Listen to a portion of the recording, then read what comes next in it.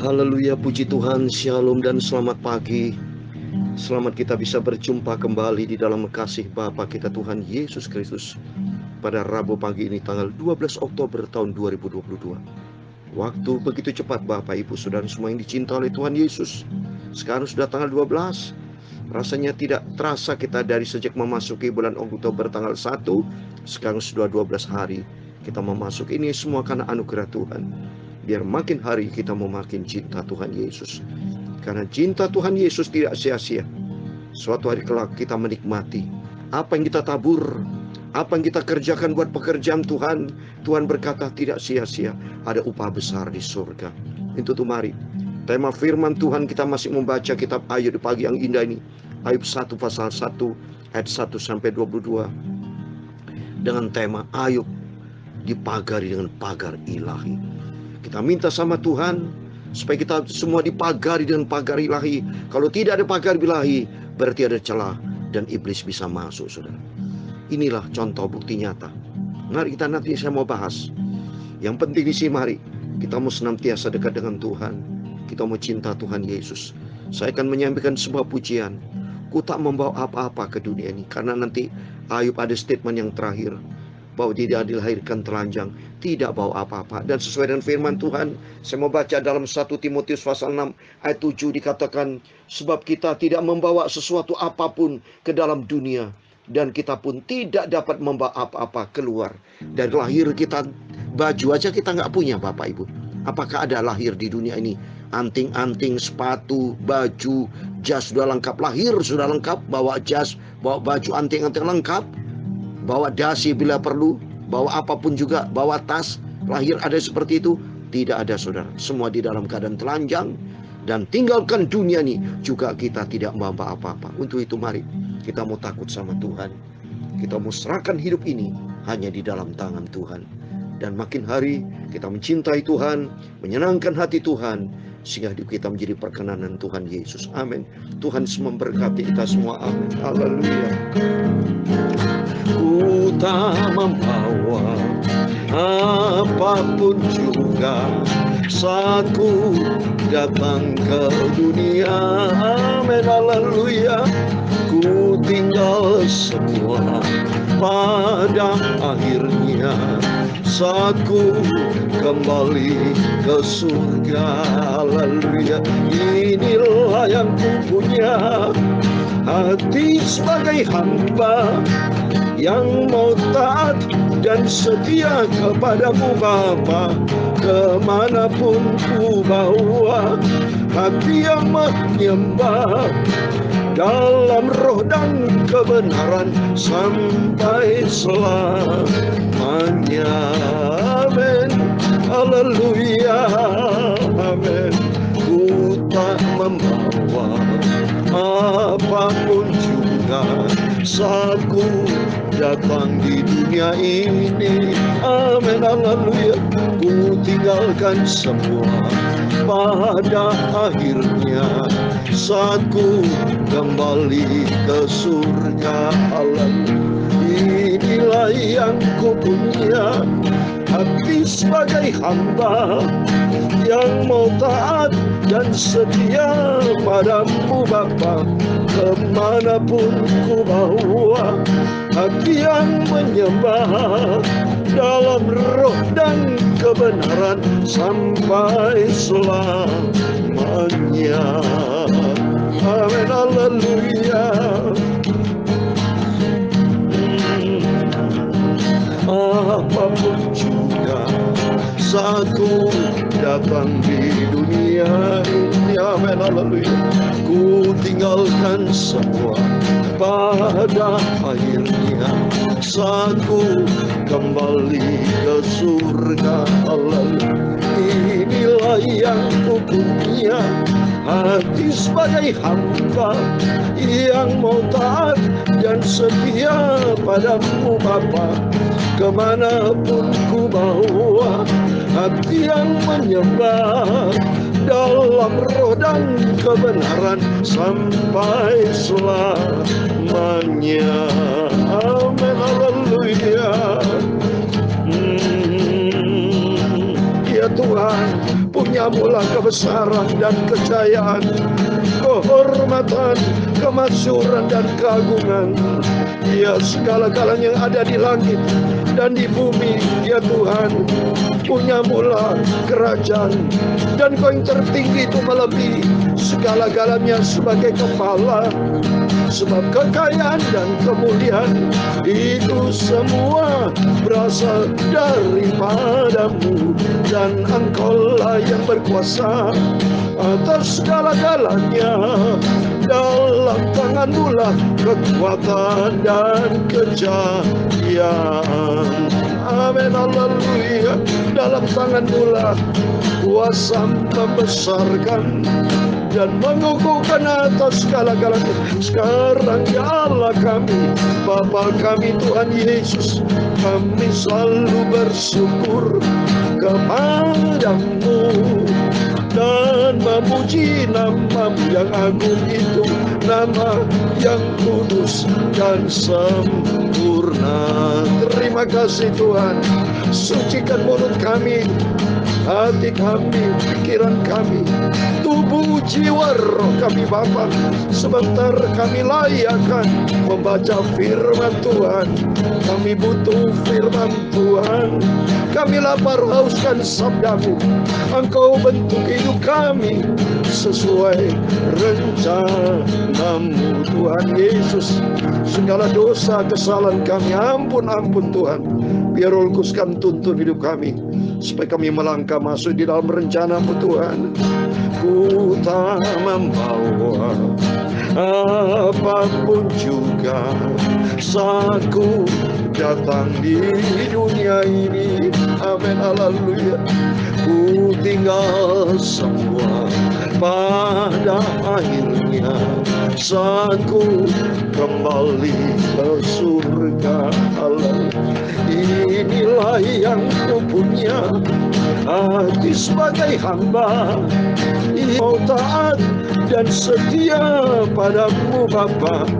Kemanapun ku bawa, hati yang menyembah dalam roh dan kebenaran sampai selamanya Bapa. Berfirman Bapa, kami cinta firman Tuhan. Dan pagi ini Bapak, Ibu, Saudara kami semua anak-anak-Mu Bapak, diberkati Tuhan. Terima kasih Bapak. Dalam nama Tuhan Yesus Kristus kami hamba menurut-Mu sudah berdoa. Haleluya. Amin. Puji Tuhan, shalom dan selamat pagi. Selamat kita bisa berjumpa kembali pada Rabu pagi ini tanggal 12 Oktober tahun 2022. Oh, bersyukur sama Tuhan. Kalau kita dipelihara sama Tuhan sampai detik ini, berarti Tuhan masih sayang kita. Tuhan masih percaya sama kita, supaya dengan hidup yang Tuhan beri, supaya hidup kita makin hari makin baik.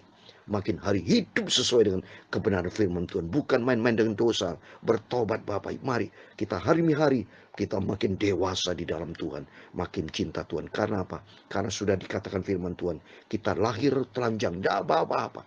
Tinggalkan dunia ini. Tapi perbuatan tanggung jawab kita harus kita pertanggungjawabkan. Mari kita mau baca firman Tuhan sesuai dengan aturan Tuhan yang sudah tetapkan hari ini. Kita bersyukur kita mau baca Ayub pasal 1 ayat 1 sampai 22. Demikian firman Tuhan. Nanti saya mau jelaskan. Kemarin saya jelaskan tentang kehidupan Ayub pribadi, tapi saat ini berkaitan dengan keluarga bagaimana. Mari kita simak baik-baik. Kita mau baca. Ada seorang laki-laki di tanah Uz bernama Ayub. Orang itu saleh dan jujur. Ia takut akan Allah dan menjauhi kejahatan. Ia mendapat 7 anak laki-laki dan 3 anak perempuan. Ia memiliki 7.000 ekor kambing domba, 3.000 ekor unta, 500 pasang lembu, 500 keledai betina, dan budak-budak dalam jumlah yang sangat besar, sehingga orang itu adalah yang terkaya dari semua orang di sebelah timur.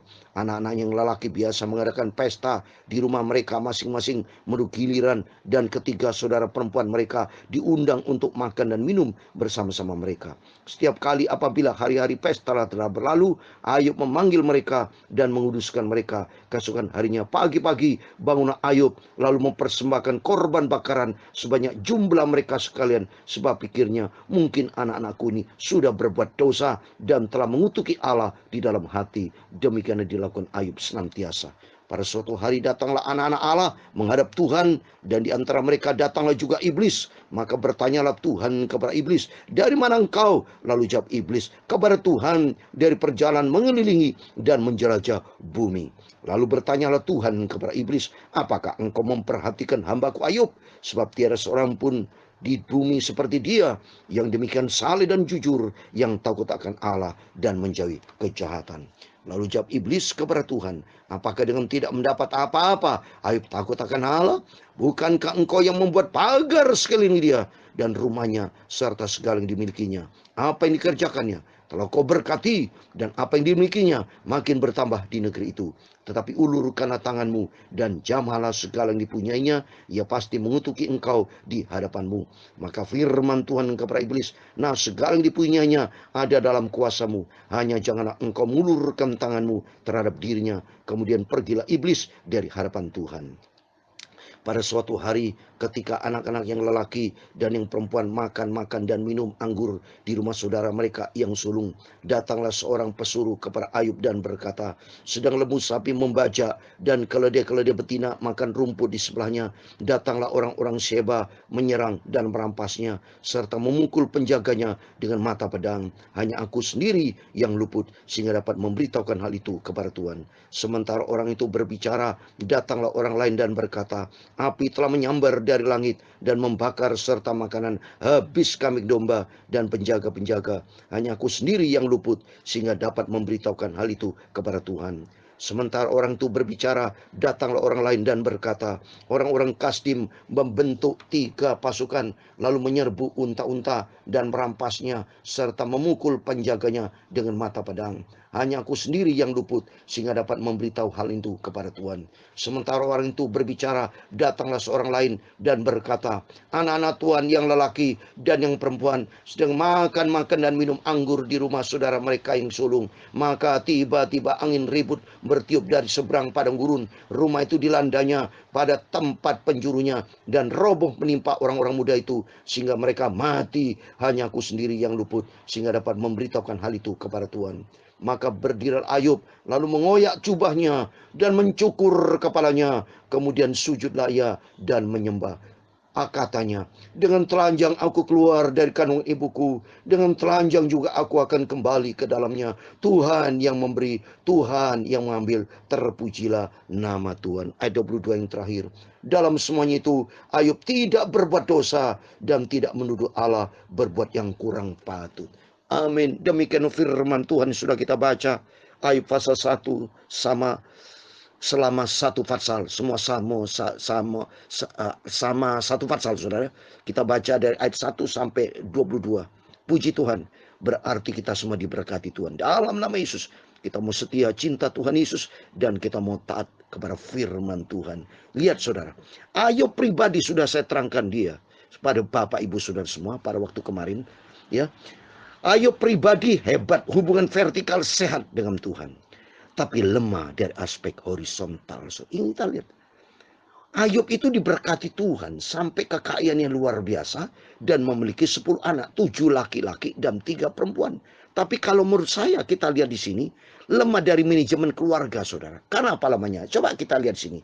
Karena dia kaya dari aspek horizontalnya, anak-anaknya tiap hari dia pesta, saudara. 7 anak laki-laki, 3 perempuan. Kalau saudara baca di sini, tiap hari pesta. Di ayat keempat, coba nih. Anak-anaknya yang lelaki biasa mengadakan pesta di rumah mereka masing-masing menurut giliran. Dan ketiga saudara perempuan mereka diundang untuk makan dan minum bersama-sama mereka. 3 perempuan ini diundang, saudara. Jadi yang mengadakan pesta ini yang laki-laki. Karena memang bagi orang Yahudi, orang laki-laki itu lebih tinggi daripada perempuan, saudara. Karena punya konsep Tuhan ciptakan Adam bukan Hawa. Ini menurut tradisi Yahudi, saudara ya.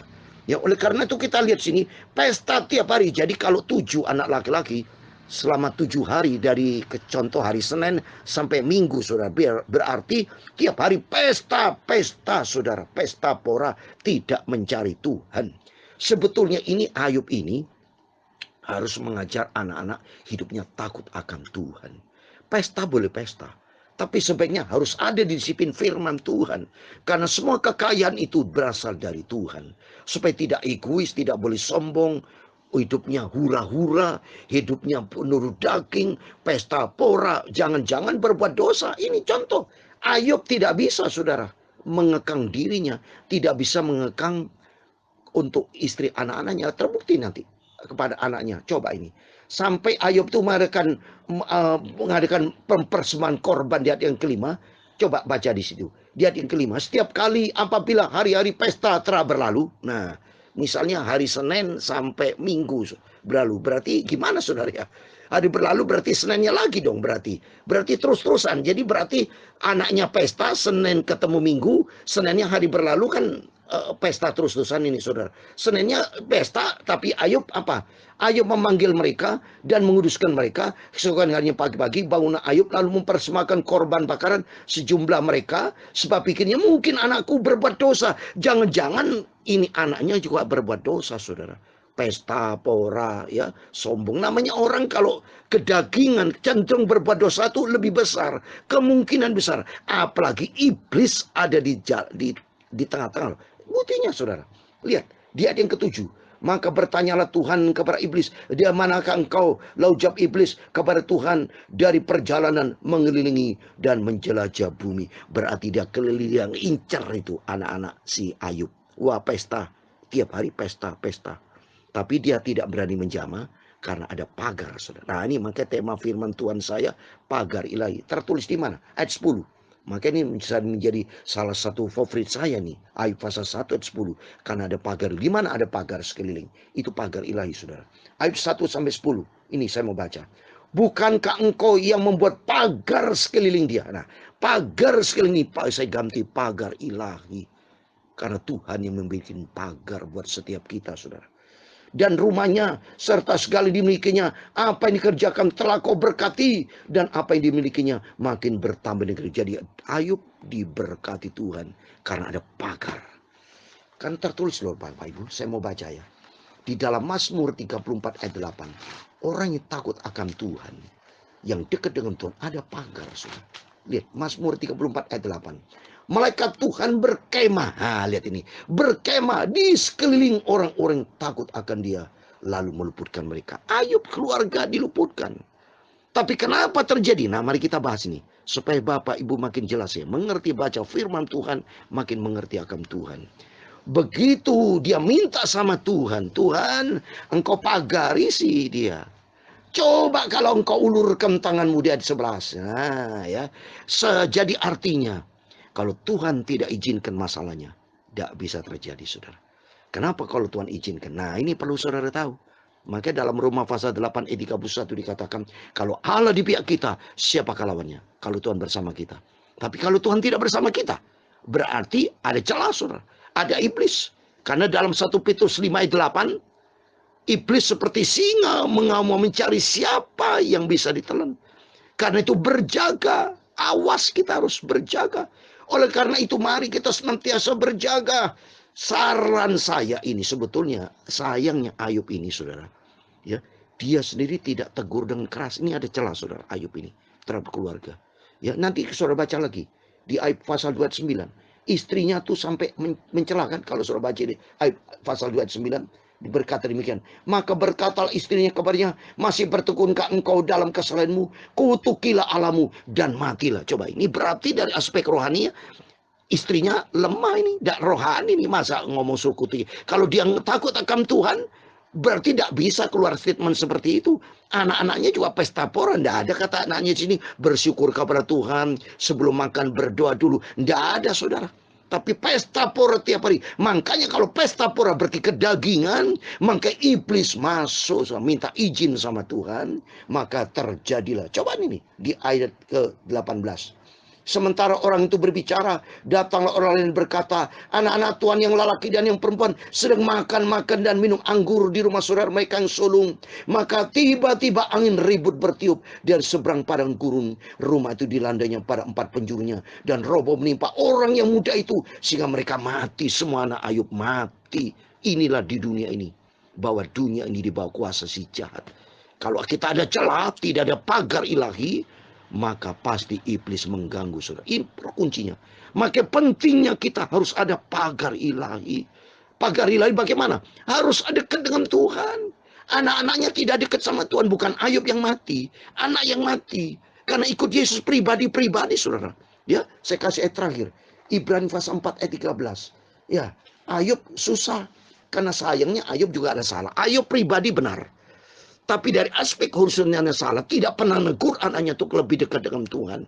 Berharap kepada Tuhan. Jangan andalkan kekayaan pesta pora. Jadi anak-anaknya itu yang mati, anak-anaknya. Karena apa? Dia tidak tanggung jawab. Makanya ikut Yesus pribadi-pribadi loh. Suami istri anak kita harus didik takut akan Tuhan. Ibrani pasal 4 ayat 13, demikian firman Tuhan. Dan tidak ada suatu makhluk pun yang tersembunyi di hadapannya. Sebab segala sesuatu telanjang dan terbuka di depan mata dia. Yang kepadanya kita harus memberikan pertanggungan jawab. Oleh itu mari Bapak, Ibu, anak semua harus bertanggung jawab. Beritakan firman tiap hari. Makanya saya sebagai orang tua harus beritakan firman Tuhan. Kita baca Ulangan pasal 6 sebagai terakhir lagi. Ulangan pasal 6 ayat 6 dan 7. Ulangan pasal 6, 6 dan 7. Apa yang kuperintahkan kepadamu pada hari ini haruslah engkau perhatikan, haruslah engkau mengajarkan berulang-ulang kepada anak-anakmu dan membicarakannya apabila engkau duduk di rumahmu, apabila engkau sedang dalam perjalanan, apabila engkau berbaring, dan apabila engkau bangun. Harus firman Tuhan itu kita sampaikan kepada anak-anak kita, kepada istri dan sekeluarga. Makanya bapak-bapak sebagai suami tanggung jawab lo, sebagai imam, raja dan nabi. Beritakan firman kepada istri, kepada anak-anak, supaya hidupnya takut akan Tuhan. Sehingga demikian, sekeluarga kita ada pagar ilahi. Kalau ada pagar ilahi, Tuhan lindungi. Tidak bisa iblis bisa masuk. Tapi kalau ada celah, iblis bisa masuk. Oleh itu mari, kita minta sama Tuhan. Kita mau lebih dekat dengan Tuhan. Kita mau dicinta Tuhan. Hidup di dalam firman Tuhan. Inilah yang kupunya, hati sebagai hamba yang mau taat dan setia padamu Bapa. Kemanapun ku bawa hati yang menyembah dalam roh dan kebenaran sampai selamanya. Ini kata pujian, hati mau taat. Kita mau menyembah masing-masing, suami, istri, anak semua. Mari kita semua menyembah dan taat kepada firman Tuhan. Sehingga kita ada pagar ilahi. Sehingga hidup kita diberkati Tuhan. Amin. Tuhan memberkati engkau dan melindungi engkau. Tuhan menyinari engkau dengan wajah-Nya dan memberi engkau kasih karunia. Tuhan menghadapkan wajah-Nya kepadamu dan memberi engkau damai sejahtera. Bapa kami yang di surga, dikuduskan namamu. Datanglah kerajaan-Mu. Jadilah kehendak-Mu di bumi seperti di surga. Berikan kami pada hari ini makanan kami secukupnya, dan ampunilah kami akan kesalahan kami, seperti kami juga mengampuni orang bersalah kepada kami, dan jangan membawa kami ke dalam pencobaan, tetapi lepaskan kami dari orang jahat, karena Engkaulah yang mempunyai kerajaan dan kuasa dan kemuliaan sampai selama-lamanya. Amin. Puji Tuhan. Tuhan memberkati. Mari kita mau senantiasa berjaga dan berdoa. Masing-masing setiap kita tanggung jawab sama Tuhan. Dekatlah dengan Tuhan. Hidup di dalam kebenaran firman Tuhan. Jangan ada celah. Maka Tuhan akan pagar kita dengan pagar ilahi. Amin. Tuhan memberkati. Tuhan bersama kita. Immanuel. Puji Tuhan. Haleluya. Amin.